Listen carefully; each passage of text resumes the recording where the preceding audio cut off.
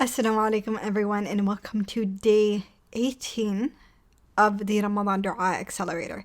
You might have noticed that there was not a day 17 episode, which was supposed to premiere yesterday. The reason being is because that episode was actually replaced with another video that I had made to help you guys prepare for Laylatul Qadr. If you guys have not yet seen that video, then please make sure that you watch it after this video is over. There's a lot of really helpful information that will inshallah help you to maximize your reward on Laylatul Qadr. There is a discussion about the importance of dua and how it affects destiny. There is a mention of the dua that we are highly advised by the Prophet ﷺ to memorize and recite on Laylatul Qadr.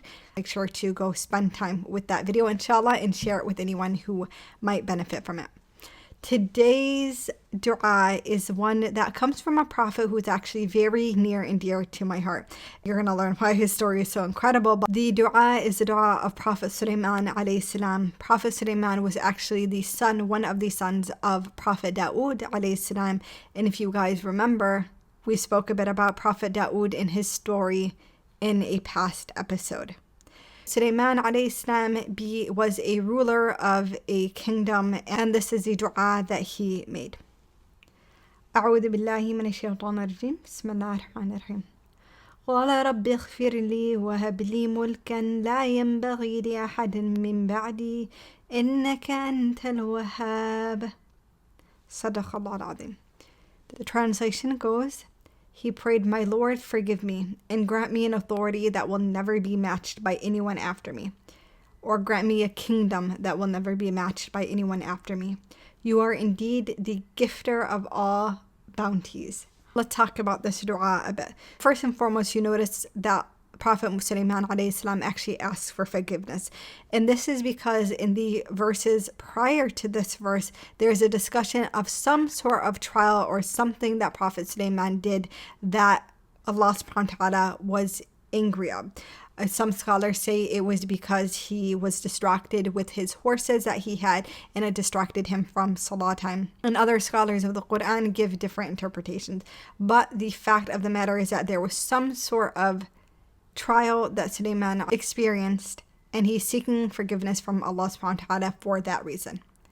He then proceeds to ask Allah subhanahu wa ta'ala for a kingdom that is unmatched by anyone after him. And he uses the name Al-Wahhab specifically. Al-Wahhab is a really cool name of Allah subhanahu wa ta'ala because it speaks to Allah subhanahu wa ta'ala's complete generosity in giving of blessings to us even when we don't deserve it.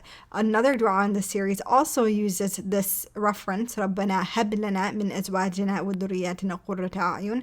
Oh Allah, gift us, هَبْ لَنَا, gift us from our wives or spouses and children that which will be the coolness to our eyes. Similar wording is used here where the Prophet Sulaiman says, Habli, gift to me. A few lessons we can derive from this incredible dua. Sulaiman alayhi salam was asking for something in the most excellent form that you could ever experience it. He was literally asking for a kingdom that is unmatched by any kingdom that will ever come after him. This is used to remind us of the permissibility for asking for the best of the best, even if it is in this dunya. The other side of it is that we are advised to be mindful of the dua that we make, because while Sulaiman alayhi salam was making this dua, he was making it knowing well his capabilities and capacity to use this kingdom to honor Allah subhanahu wa ta'ala. He knew that he had the skill set of leadership. He knew he had these skills, that he was a prophet of Allah subhanahu wa ta'ala, and he had full intention to use this for the praise of Allah subhanahu wa ta'ala. Sometimes we ask for things without having those prerequisites in our character, in our spiritual defenses to protect us from going off path when we are granted those things. The other lesson that scholars will say regarding this dua is that we have to be mindful of the implications of the dua and make sure that we actually have set in place the skills to be able to use the answer to a dua like this for its best purposes. Now, how does Allah subhanahu wa ta'ala answer this dua? And this is what's really cool.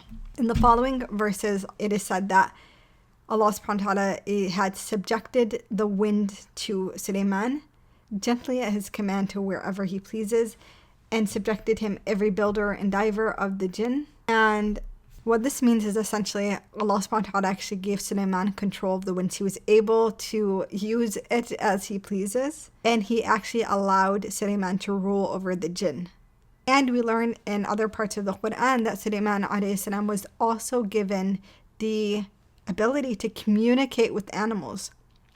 For example, there's a story of which he was able to hear the ants speaking to one another. He communicated with a bird. He had a specific bird that was part of his team, essentially, and he could communicate with that bird, who delivers to him the news of the kingdom of Saba and Queen Bilqis. And Sulaiman alayhi salam uses this actual kingdom as a way of giving da'wah to Queen Bilqis. So remember when I said earlier that Sulaiman was asking of this dua, knowing that he had the skills to be able to use it for good in a way that is pleasing to Allah subhanahu wa ta'ala. He uses his kingdom to actually bring Bilqis to Islam, which then brings her entire kingdom and all her people to the deen of Islam as well.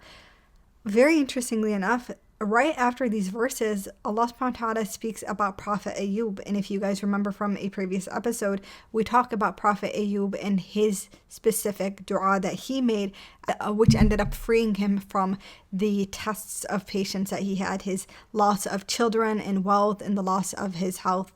It's very interesting because while we see the test of power and wealth and might that Sulaiman alayhi salam was given, right after it is contrasted with the test of difficulty that Ayub had to face. And it's a reminder to us that even in goodness that we receive, even in the bounty that we receive, this is actually a way that Allah subhanahu wa ta'ala might be testing us. And we have to be really, it's much more difficult to deduce that the good things in our lives are actually a test for us. Whereas when we're being tested with hardship, it can be much more obvious. We have to be extra careful that when we do have good in our lives, that we use it for the sake of Allah subhanahu wa ta'ala, that we are grateful to Allah subhanahu wa ta'ala for it. We do not let it be a distraction from our worship of Allah subhanahu wa ta'ala. I hope that this episode was helpful to you guys. I know it's a much shorter one than usual. I will see you guys in the next one. Assalamu alaikum.